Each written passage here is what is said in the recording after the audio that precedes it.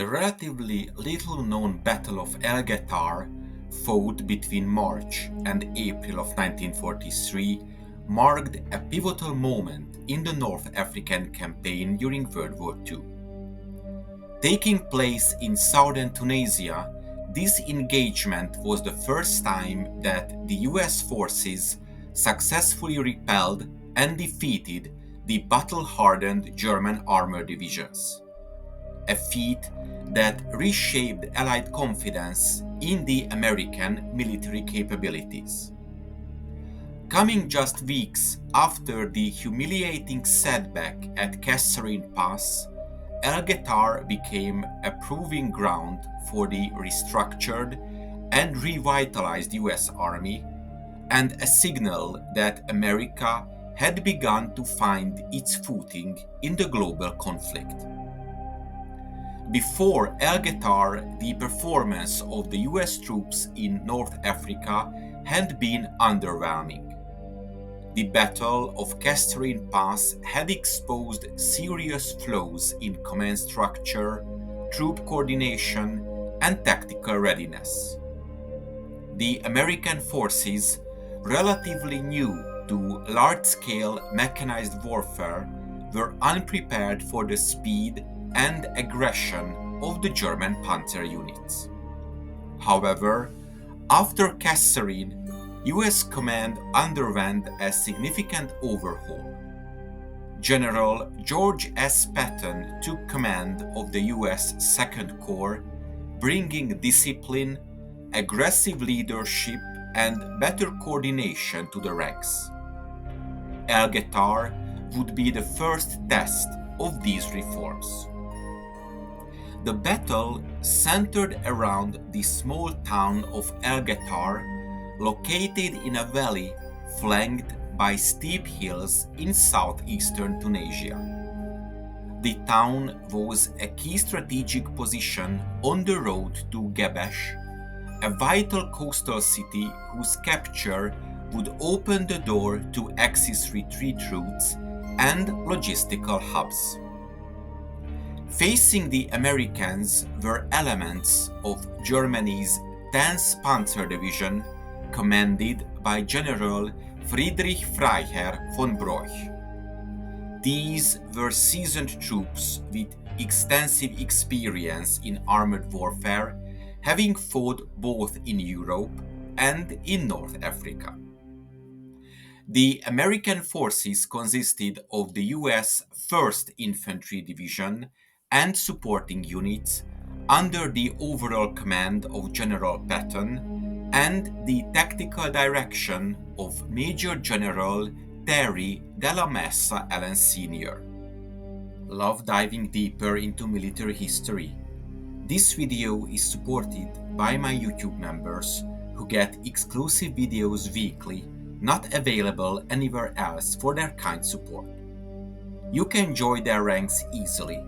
Just hit the join button now to get the exclusive videos and much more. Thank you for supporting me. I couldn't be doing it without your help. If you want to know more about Germany's Panzer tactics, check out my ebook in the description. On the 17th of March, the US 1st Infantry Division moved forward into the almost abandoned plains, making the town of Gefsa and preparing it as a forward supply base for further operations.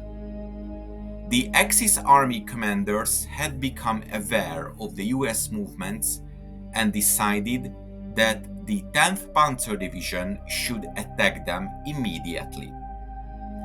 The German officers thought that a spoiling attack would be enough to clear them from the eastern dorsals again. On the 23rd of March 1943, approximately 50 tanks of Broich's 10th Panzer launched a major armored assault against the US positions near El Guettar. Expecting a swift breakthrough similar to Kasserine, the Germans advanced with tanks and infantry in tight formation. However, This time they met a well-prepared American defense. The US forces had laid extensive minefields, dug anti-tank trenches, and established interlocking fields of fire with M10 tank destroyers, 37 and 57 mm anti-tank guns, and supporting artillery. When the German armor rolled forward, they were caught in a deadly kill zone. The result was a stunning repulse of the German attack, with over 30 German tanks destroyed and hundreds of casualties inflicted. Unlike at Kasserine, the Americans held their ground with discipline and tactical cohesion. Over the next several days, the US 1st Infantry Division conducted aggressive counterattacks, slowly gaining ground and maintaining pressure on the retreating Axis forces.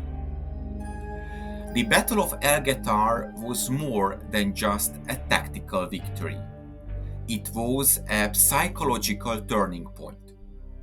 For the very first time, American troops had stood toe-to-toe with Germany's elite tank divisions and emerged victorious. The battle restored confidence in the capabilities of the US Army and validated the reforms made in leadership and training. This victory also had strategic implications.